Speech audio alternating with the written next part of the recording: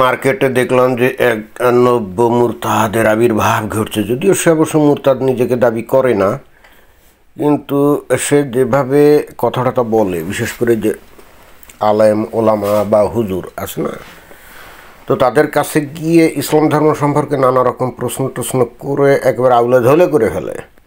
নাম কি ইমরান বিন বশির, আবার কওমি মাদ্রাসা থেকে একেবারে সমস্ত ডিগ্রি দাওরায় হাদিস টাদিস পাশ করে একেবারে মুহাদ্দিস হয়ে গেছে। তো মুহাদ্দিস হয়ে যাওয়ার পর একটা মসজিদে নাকি ইমামতিও করতো। এখন কথা নেই বার্তা নেই, হঠাৎ করে সে ইসলাম ধর্ম সম্পর্কে সন্দিহান হয়ে গেছে, অর্থাৎ সে হুর হারিয়ে ফেললো।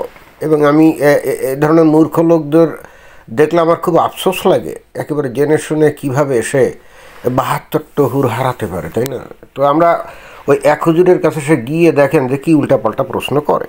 প্রশ্ন হচ্ছে এখানে, হুজুর আমরা জানি কোরআনে কোনো ভুল নাই, আপনি কি মনে করেন কোরআনে কোনো ভুল আছে বলে মনে করেন? না, এটা আল্লাহ নিজে বলেছে। যে কোনো প্রকারের ভুল হোক না কেন, কোনো প্রকার ভুলই তো কোরআনে নাই, এটা আমরা বিশ্বাস করি, মনে প্রাণে বিশ্বাস করি। আরেকটা বিশ্বাস করি বললে তো হবে না, এটা নিয়ে ন্যূনতম কোনো সন্দেহ পোষণ করলেই কিন্তু ৭২ হুর মিস। কথা হচ্ছে সাহাবায়ে কেরাম সত্যের মাপকাঠি কিনা, আপনি কি মনে করেন? সত্যের মাপকাঠি। আমাদের আহলে সুন্নাত ওয়াল জামাতের আকীদা হচ্ছে সাহাবায়ে কেরাম সত্যের মাপকাঠি, মানে তাদের যে কোনো একজনকে অনুসরণ করলে আমরা জান্নাত পাবো। সাহাবা কেরামের যে কোনো একজনকে অনুসরণ করলেই কিন্তু ৭২ হুর একেবারে নিশ্চিত, অর্থাৎ জান্নাত পাওয়া মানে কি ৭২ হুর পাওয়া, তাই না? আর সাহাবা মানে হলো যে নবীর সাথে যারা ছিলেন তারা আর কি। এবং নবী নিজেও বলছেন যে ওরাই হলো সর্বশ্রেষ্ঠ আদর্শ মুসলমান, এবং তাদেরকে অনুসরণ করার জন্য বলা হয়েছে। এবং অনুসরণ করলে জান্নাত অর্থাৎ ৭২ হুর একেবারে গ্যারান্টেড, কোনো সন্দেহ নাই। আমি আপনাকে একটা উদ্ধৃতি শোনাচ্ছি, তাফসিরে মাঝহারি আল্লামা কাজী মুহাম্মদ সানাউল্লাহ পানিপথী, হাকিমাবাদ খানকায়ে মুজাদ্দিদিয়া প্রকাশনী ৩য় খণ্ড, পৃষ্ঠা ৩৪৮ থেকে ৩৪৯। তুমি তাফসিরে মাজারি থেকে কি আসলে দেখাতে চাচ্ছ? তাফসিরে মাজারি কি ওই নবীর নাকি সাহাবী নাকি? তাফসিরে মাজারি যদি তার বইতে যদি কোনো ভুলভাল কিছু লিখে থাকে, এটা তো মুমিন মুসলমানরা মানতে বাধ্য না। হযরত আয়েশা এবং হযরত আবান বিন ওসমান বলেছেন কথাটি লিখতে হতো এভাবে, আল মুকিমুনাস সালাহ, যারা সালাত প্রতিষ্ঠাকারী। সূরা মায়েদার মধ্যেও এরকম ভুল রয়েছে, যেমন এক স্থানে সাবিউন লেখা হয়েছে অথচ শব্দটি লেখা উচিত ছিল সাবিঈন। আরেক স্থানে পানিপথী তাফসিরে মাজারি থেকে লিখলো, এইটা নিয়ে তো ওই কোরআনের ভুল ধরা যায় না রে বাসাধন, তুমি 2 দিনের ফকিরে ভাতের অন্ন। লেখা হয়েছে হাজানি, যার শুদ্ধ লিখিত রূপ হাজাইনি। হযরত ওসমান বলেছেন কোরআনে এরকম কিছু কিছু ভুল উচ্চারণের শব্দ লিপিবদ্ধ রয়েছে, যেগুলোকে আরববাসীরা পাঠ করার সময় সঠিকভাবে উচ্চারণ করে। তার মানে বিষয়টা নিশ্চয়ই আপনারা বুঝতে পারছেন যে এই যে পানিপথী, এই উপমহাদেশের সবচেয়ে বিখ্যাত ওই যে কোরআন তাফসিরকার, যার তাফসিরকে বলা হয় তাফসিরে মাজারি, এবং খুবই বিখ্যাত।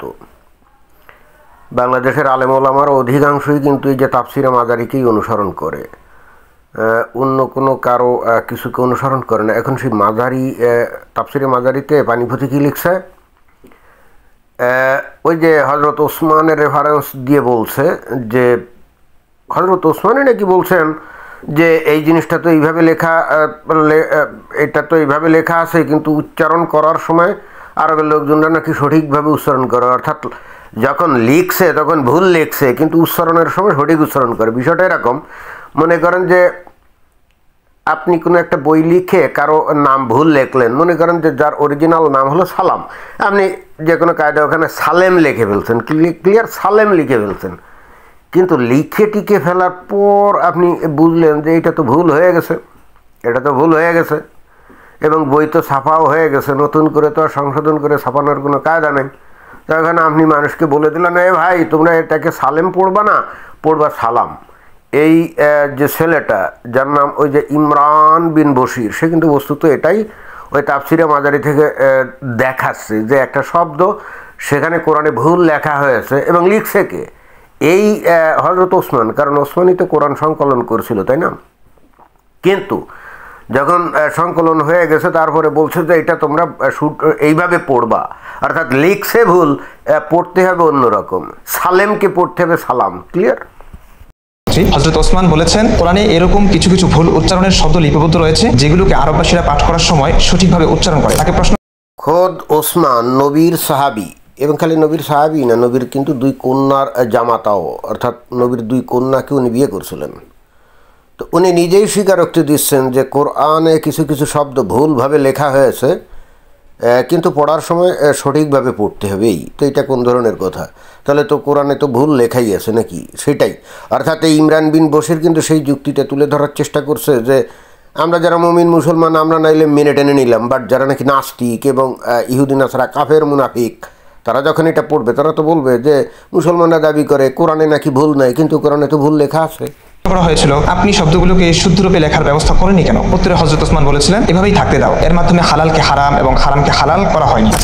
দেখা যাচ্ছে যে তাফসিরে মাজারি অনুযায়ী একেবারে খোদ নবীর সাহাবি এই যে কে ওসমান উনি এটা সংকলন করেছিলেন কোরআন, এবং উনি ভুল যখন লিখলেন শব্দ, যদি উনি বললেন যে পড়ার সময় সঠিকভাবে পড়বা, বাট কোরআনে লিখে তো ফেলছে ভুল, এবং এইটা কিন্তু অন্যান্য সাহাবীর নজরে পড়ে, এবং তখন তারা ওসমানকে জিজ্ঞেসও করে যা আপনি ভুলভাবে লিখলেন কেন, সঠিকভাবে লিখলেন না কেন? তখন কিন্তু ওসমান আবার বলছে যে এইটা দিয়ে তো ওই হারামকে হালাল অথবা হালালকে হারাম বলা হচ্ছে না, অর্থাৎ এইটা তো মারাত্মক কোনো ভুল না। কিন্তু এরপরে আর ওই সময়ের লোকজনে আর এটা নিয়ে কোনো কথা টথা বলেনি। তার মানে বোঝাই যাচ্ছে খোদ নবী এবং তার পরের লোকজন আসলে এই কোরআনের ব্যাপারে বর্তমান মানুষ যেরকমভাবে বিশ্বাস করে দৃঢ়ভাবে যে কোরআনে কোনো ভুল নাই, কোরআনে দাড়ি কমা হুবহু এক, কোনো ভুল নাই। আল্লাহ যেভাবেই নবীর কাছে পাঠিয়েছিল দাড়ি কমা তারপরে শব্দ অক্ষর সব হুবহু এক, এটা এখনকার মানুষ যেভাবে বিশ্বাস করে ওই খোদ নবীর আমলে এবং নবীর অব্যবহিত পরে ওই লোকগুলা কিন্তু সেভাবে বিশ্বাস যে করতো না, এটা কিন্তু খুব পরিষ্কার বোঝা যাচ্ছে। কারণ যখন ওই যে অন্যান্য সাহাবীরা যখন যে ওসমানকে জিজ্ঞেস করলো যে আপনি সঠিকভাবে লেখেন নাই কেন, তো ওসমান যেভাবে উত্তর দিল এবং তারপরে ওরা কিন্তু আর এটার কোনো প্রতিবাদও করেনি, অর্থাৎ সঠিকভাবে লিপিবদ্ধ করার গরস্তার অনুভব করে নাই। অর্থাৎ অন্য কথায় কোরআন ওই ধরনের মাইনার ভুল থাকলে সমস্যা কী, তাদের ভাবটা এরকম ছিল, যেটা নাকি আজকের মানুষের ভাবের সাথে মেলে না। আজকের মানুষ এই যে আধুনিক বিজ্ঞানের যুগে এসে তারা যে কী ভয়ঙ্কর রকমভাবে এ ব্যাপারে দৃঢ় প্রতিজ্ঞ এবং রিজিড, একটু এদিক ওদিক হলেই কিন্তু কল্লা ফেলে দেওয়ার জন্য ছুটে যায় নাকি। রাসূলের দুই মেয়ের জামাতা, উনি অত্যন্ত গুরুত্বপূর্ণ একজন ব্যক্তি ইসলামের, এবং আমরা যে কোরআন এখন পড়ছি এটা কিন্তু ওসমান রাদিয়াল্লাহু তাআলা আনহু কর্তৃক সংকলিত কোরআন। হ্যাঁ, হযরত ওসমানই সংকলন করছিলেন, ভুলভাল যদি করে থাকে তাহলে তো হযরত ওসমানই করছিলেন। এটা নিয়ে তাকে আবার জিজ্ঞেস করা হলে বিষয়টাকে হযরত ওসমান গুরুত্ব দেন নাই। বিষয়টা তো এরকম, এইটা ওসমানের ভুল হতে পারে নাকি, কিন্তু আল্লাহর তো ভুল নাই। এই বেচারা কি উল্টাপাল্টা মানে করছে। কিন্তু ওই যে উটকো নাস্তিকরা তো এখানে থামে না, কারণ বর্তমানে যে কোরআন মানুষের হাতে আছে, আজকের মুমিন মুসলমানরা তো ওটাকেই বলে যে ওর মধ্যে কোনো ভুলভাল নাই, একেবারে সব কিছু বিশুদ্ধ, তাই না? কিন্তু এই যে এই তাফসিরে মাজারি পানিপথি হুজুর, সে কিন্তু একেবারে খোদ ওসমানের রেফারেন্স দিয়েই এই কথাগুলো বলছে। তো এখন পানিপথি কি এগুলো বানিয়ে বানিয়ে বলছে নাকি বা এই রেফারেন্সগুলো ফাইলে কোথা থেকে? এখন তো প্রশ্ন উঠতে পারে যে রেফারেন্সগুলো ঠিক কিনা, কারণ মুমিন মুসলমানরা তো পছন্দ না হলে একেবারে সহি হাদিসকেও বলে যে ধর সহি হাদিস তো আল্লাহর কথা না, ওইটাকে কেন মানব? ওইটা তো কে বা কারা সংকলন করছে, তারা উল্টাপাল্টা সংকলন করছে, তাই না? মুমিন মুসলমানের কিন্তু এখান থেকে বের হয়ে যাওয়ার বহুত সুযোগ আছে। এখন এই যে এই ইমরান বিন বশির এই যে যুক্তিগুলো তুলে ধরলো না, এই হুজুর একটু চালাক হলে কি বলতো, ডাইরেক্টলি বলতো ওই পানিপথি লিখছে বলে কি ওইটা সঠিক নাকি? ওসমান যে আসলে এই কথা বলতো তার কি কোনো রেফারেন্স আছে? হ্যাঁ, কিন্তু এই হুজুর মনে হচ্ছে তো চালাক না। ওসমান রাদিয়াল্লাহু তাআলা আনহু বলছেন যে কোরআনে এরকম কিছু কিছু ভুল উচ্চারণের শব্দ লিপিবদ্ধ রয়েছে। এই কথাটা আমার না, হযরত ওসমান বলেছেন। বেড়া তুমি কি বুঝাইতে চাচ্ছ? হযরত ওসমান রাদিয়াল্লাহু আনহু এই কথা বলছে, এটা তোমাকে কে বলছে? এটা পানিপথি তার কিতাবে লিখছে। তো পানিপথি কিতাবে যে লিখছে, পানিপথি কি ওসমান রাদিয়াল্লাহু তানহুর সাথে কথা বলছে নাকি? এমনও তো হতে পারে যে পানিপথি বানিয়ে বানিয়ে লিখছে। হয়তো পানিপথি ইহুদিদের দালাল, সেই ইহুদিদের কাছ থেকে টাকা পয়সা খেয়ে এই ধরনের বানোয়াট গল্প লিখছে, এমন হতে পারে না? পারে তো। এখন তো অনেক মুমিন মুসলমানরা ওই যে হাদিস পছন্দ না হলে একেবারে সহি হাদিস, বুখারি মুসলিম এই দুটো তো একেবারে সহি বলা হয়, তাই না? অর্থাৎ সহি বুখারি সহি মুসলিম, তো এর মধ্যেও অনেক হাদিস কিন্তু এখন মানুষের পছন্দ হয় না অনেক ক্ষেত্রে। যতদিনই হাদিস নিয়ে মানুষ চর্চা টর্চা করতো না ততদিন কিন্তু বিশ্বাস করতো যে এগুলো সহি, উহাতে কোনো ভুল নাই। বাট যখন মানুষ এগুলো নিয়ে চর্চা শুরু করলো, এটা নিয়ে পড়াশোনা শুরু করে যখন কৌতূহলী হয়ে প্রশ্ন করা শুরু করলো, আর তখনই কিছু মুমিন মুসলমান দেখলো যে আরে এই সমস্ত প্রশ্ন এগুলো তো কোনো উত্তর হয় না, বা এগুলো তো নৈতিক না, এগুলো তো অত্যন্ত মানে প্রচলিত যে হিউম্যান রাইটসের যে বিরোধী টিরোধী এইসব। তখনই কিন্তু মুমিন মুসলমান সাথে সাথে যুক্তি দিল, আরে দূর এইগুলো কে বা কারা লিখছে, এটা ভুল ভাল লিখছে, এগুলো ইহুদিদের কারসাজি। ইহুদিরা ওই সেই নবীর আমলের কিছু পরে ইসলামকে ধ্বংস করার জন্য তারা ইসলাম গ্রহণ করছে, এই অভিনয় করে তারা মুসলমানদের মধ্যে ঢুকে গিয়ে তারপরে কি করছে, তারপরে নবীর নামে আজে বাজে কথা লিখে রেখে সেগুলাকে সহিহ হাদিস বলে চালিয়েছে। তো এখন এই পানিপথিও যে ওই ইহুদিদের পয়সা কড়ি খেয়ে যে এই তার কিতাবে এই ধরনের বানোয়াট কথা লেখে নেই, তার কোনো গ্যারান্টি আছে। কিন্তু আমি একটা জিনিস বুঝছি না, এই হুজুরকে এই ইমরান বিন বশির এইভাবে তুলোধুনো করছে, এ হুজুর তো এই ধরনের একটা বক্তব্য দিচ্ছে না। অর্থাৎ সে এই পানিপথির এই যে তাফসিরে মাজারি অর্থাৎ কোরআনের এই তাফসির, এটাকে সে ইহুদিদের চক্রান্ত বলতে রাজি না, তাই না? তো তাই যদি রাজি না হয় তাহলে আবার এই জায়গার এই যে এই ওসমানের রেফারেন্সে কোরআনে যে ভুল শব্দ লেখা সেটাও তো আমার মানতে রাজি না। তাহলে এটা হলে কী, এটা হলে কি? আরেকটু আমরা শুনি। আমরা স্বাভাবিকভাবে জানি যে কোনো মানুষ যদি কোরআনে ভুল আছে বলে মনে করে সে কাফের হয়ে যাবে, তার ঈমান থাকবে না। এখন হযরত ওসমান যে বলছেন, যিনি এই কোরআন সংকলন করেছেন, তিনি বলছেন কোরআনে ভুল উচ্চারণের শব্দ আছে। আপনি এই ব্যাপারটাকে কিভাবে দেখছেন? উচ্চারণের শব্দ ভুল আছে, এটা নাস্তিকরা স্বাভাবিকভাবেই এটা এই কথাটা বলছে যে আমরা যদি কোরআনে ভুল ধরি আমাদেরকে নাস্তিক বলে মারা হয়, কাটা হয়। ওসমান রাদিয়াল্লাহু তাআলা আনহু উনি তো নিজেই বলেছেন এই কথাটা। এখন উনি তো এটা নিজের থেকেই নির্ভর করছেন, তো এটা আল্লাহ পাক কিভাবে ভুল নাজ করছে এই কথা তো উনি বলেন ওসমান রাদিয়াল্লাহু। অবশেষে ওই যে সাগরের মধ্যে নৌকো ডুবে গেলে মানুষ ওই যে খড়কুটো আঁকড়ে ধরে বাঁচার চেষ্টা করে না, হুজুর কিন্তু সেই চেষ্টা করলো যে ওসমান তো বলে নাই যে এইভাবেই আল্লাহ কোরআন নাজিল করছিল, হ্যাঁ কি খড়কুটো ধরে বেঁচে থাকার মতো একটা করলো না। কিন্তু যুক্তিটা তো আসলে তা না, যুক্তিটা হচ্ছে যে বর্তমান কোরআনে কোনো ভুল নাই, তাই না? কিন্তু এই ছেলেটা এই হুজুরের কাছে বস্তুত দেখাতে চাচ্ছে যে বর্তমান কোরআনে এই ভুলটা আছে। এখন এই বর্তমান কোরআনে ভুল আছে না সঠিক আছে এইটা বুঝতে গেলে যে দেখেন, চিন্তা করে দেখেন, এই ছেলেটা যেভাবে পড়াশুনো করছে, মনে করেন যে কোরআন পড়ছে, তারপরে সে তো আরবি খুব ভালো করে জানে এবং কোরআনে হাফেজ এবং মুফতি, তারপরে বিভিন্ন যে তাফসির সেগুলোও ভালো করে পড়ছে, পড়ে টড়ে এসে কিন্তু এই হুজুরকে এই যে ধরছে, তাই না? অর্থাৎ বোঝাই যাচ্ছে যে এই হুজুর কিন্তু এই ছেলেটার 10 ভাগের 1 ভাগ পড়াশুনোও করে নাই, তাই না? দেখেন এখন কত সহজে কিন্তু খড়কুটো ধরে বেঁচে থাকার মতো একটা চেষ্টা করছে।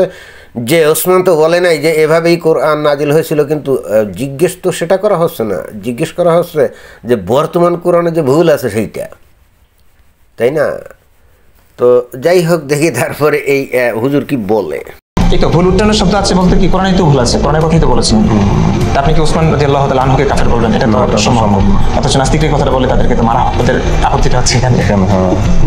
ইমরান বিন বশির এই ছেলেটা কত সহজে এই হুজুর যে কত বড় মূর্খ এবং একই সঙ্গে মুনাফিক মানে হিপোক্রাইট সেটাই কিন্তু বুঝালো। অর্থাৎ এই সমস্ত পড়াশোনা করে যখন কোনো অমুসলিম অথবা সাধারণ কোনো লোকজন যখন এগুলো পড়ে টড়ে তারপরে এসে বলবে যে কোরআনে তো ভুল আছে, এই সমস্ত রেফারেন্স সব পড়ে কোরআনে ভুল লেখা আছে, তখন কিন্তু এই হুজুর সে নিজেই কিন্তু সাফাতি নিয়ে তারা কোফাতে যাবে। অথচ এখন কিন্তু এই ছেলের সামনে এই হুজুর নিজেই স্বীকার করতে বাধ্য হলো যে হ্যাঁ এটা ভুল আছে, তাই না? আবার অ্যাট দ্য সেম টাইম বলছে এটা আবার স্বীকার করা যাবে না। বুঝছেন, এই হলো মুমিন মুসলমানদের মানসিক অবস্থা। আমি অনেক মানুষকে কোরআন এবং হাদিস কিতাব এগুলো কিনে দিয়েছি একসময়, বুঝছেন, এবং তারপরে তাদেরকে বিনয়ের সঙ্গে অনুরোধ করেছি তোমরা একটু এটা পড়ো তো। একটা লোকও পড়ে নেই, জানেন? আমার জীবনে একটা বিশাল দুঃখ। আমি হাজার হাজার টাকা খরচ করেছি একসময় এটার পিছনে, কিন্তু যাদেরকে দিয়েছে তারা তো আমাকে ভালো মতো চিনতো যে আমি আসলে কী জিনিস। তো ওরা ঠিকই জানতো আমি যখন গাইডের ভাষায় কিনে দিচ্ছি তখন এখানে নিশ্চয়ই কিন্তু আছে, কারণ তারা তো আমার সঙ্গে মনে করেন যে মতামত বিনিময় করতো এবং আমার ধ্যান ধারণা সম্পর্কে জানতো। তো তখন ভয়তে তারা আর পড়ে নেই, বুঝছেন। তো এই হলো অবস্থা। এই আপনাকে এই জন্যে বলা হচ্ছে যে নাকে দড়ি বাঁধা উটের মতো আপনাকে থাকতে হবে। আর কথা হচ্ছে ইসলামের মূল ভিত্তি কি? ইসলামের মূল ভিত্তি হলো ইমান, মানে বিশ্বাস, অন্ধবিশ্বাস, অন্ধভাবে বিশ্বাস করতে হবে। ওই যে কোরআন নামে একটা কিতাব আছে, ওটা আল্লাহর বাণী এবং ওর মধ্যে কোনো ভুল নাই, ব্যাস এটাই বিশ্বাস করতে হবে। আপনার এর পিছনে কোনো যুক্তি প্রমাণের দরকার নেই, এটা বিশ্বাস করতে হবে। বিশ্বাস না করলেই কল্লা পড়ে যাবে, সোজা হিসাব। এবং এরপর এইরকম একটা অবস্থার মধ্য দিয়ে এই যে বাংলাদেশে এই যে মানুষ যে ধর্মোন্মাদ হয়ে গেছে, চিন্তা করে দেখেন। আমি মাঝে মাঝে আশঙ্কিত হই এবং এই যে ভিডিও টিডিও বানাই, যেন আমার দুঃখ লাগে যে সামনে এমন একদিন হয়তো আসবে এই সভ্য জগৎ, সভ্য দুনিয়ার মানুষ বাংলাদেশের মানুষকে কিন্তু আসলে মানুষ মনে করবে না। কারণ আপনাকে দেখতে মানুষের মতো যদি মনে হয়, বা দেখতে শুনতে যদি মানুষের মতোই চেহারা হয়, বা আপনি কাপড় চোপড় ইত্যাদি যদি পরেন, তাহলেও কিন্তু আপনি মানুষ না, যতক্ষণ মানুষের অন্যান্য বৈশিষ্ট্যগুলো আপনার মধ্যে না থাকে। যেমন কমন সেন্স বা যুক্তিবোধ, এই জিনিসগুলো যদি না থাকে, তাহলে তো আপনাকে মানুষ হিসেবে গণ্য করা হবে না। কারণ what's the difference between human beings and animal beings? The only difference is human beings can think rationally, right? They can think rationally and they can analyze anything and they can come to a true conclusion. কিন্তু আপনি যদি ভয়ঙ্কর রকমভাবে ধর্মোন্মাদ হয়ে, মূর্খ এবং অন্ধ হয়ে, আপনি যদি একেবারে কমন সেন্স লেস হন, আপনার যদি কোনো যুক্তিবোধ না থাকে, এবং আবার অ্যাট দ্য সেম টাইম যে অন্ধবিশ্বাসটা আপনি করেন সেইটা প্রতিষ্ঠা করার জন্য আপনি ছুরি চাকু চাপাতি নিয়ে আপনি ফাল দিয়ে পড়বেন, সভ্য দুনিয়া আপনাদেরকে কি মানুষ বলে গণ্য করবে? I am very much afraid about it. Maybe some days will come when the civilized people won't consider this type of mu'min Muslims as a real human being. Maybe they will consider us some kind of animal beings, just a deficit in knowledge and wisdom maybe, or rational thoughts. তো যাই হোক, এই ছেলেটা কিন্তু একেবারে মানে ওই কওমি মাদ্রাসা থেকে পড়া, এবং এইভাবে অনেক হুজুরের কাছে, আলেমের কাছে গিয়ে কিন্তু এই ধরনের নানা রকম প্রশ্ন করছে, একেবারে কিতাব বের করে করে। একটা লোককে উত্তর দিতে পারে না। এবং দেখলাম যে সর্বশেষ সে কিন্তু ওই যে মিজানুর রহমান আজহারি, আদনান তহা, আর মনে হয় যে ওই এনায়েতুল্লাহ আব্বাসী, এই তিনজনকে চ্যালেঞ্জ করছে। এবং এখন সে বাংলাদেশে নাই, তাকে নাকি এখন হত্যা করার ফতোয়া করা হয়ে গেছে। অথচ সে কিন্তু এখনও পর্যন্ত ওই যে খুব আজে বাজে তেমন কোনো মন্তব্য করে না, জাস্ট এইরকমভাবে প্রশ্ন করে। আর আসল কথা হচ্ছে, কোরআন হাদিস যদি কেউ মনোযোগ দিয়ে পড়ে, এই ধরনের নানা প্রশ্ন আসবে একেবারে সাথে সাথে। আমি আর এগুলো আর নতুন করে উল্লেখ করলাম না, আপনারা অনেক কিছু জানেন। বাট এই ছেলেটা এখন এই তিনজন বাংলাদেশের অত্যন্ত জনপ্রিয় আলেমকে চ্যালেঞ্জ করছে। আমি জানি তারা চ্যালেঞ্জ গ্রহণ করবে না, কারণ তারা খুব ভালো করে জানে যে তারা এর উত্তর দিতে পারবে না। এবং নট অনলি দ্যাট, এই ছেলেটা আরও বললো যে ভিতরে প্রচুর হুজুররা নাকি ভিতরে ইসলাম মানে না, কিন্তু শুধুমাত্র প্রাণের ভয়ে এবং একই সঙ্গে জীবিকার কারণে নাকি তারা ওই যে মসজিদে নামাজ কালাম পড়ায় আর কি।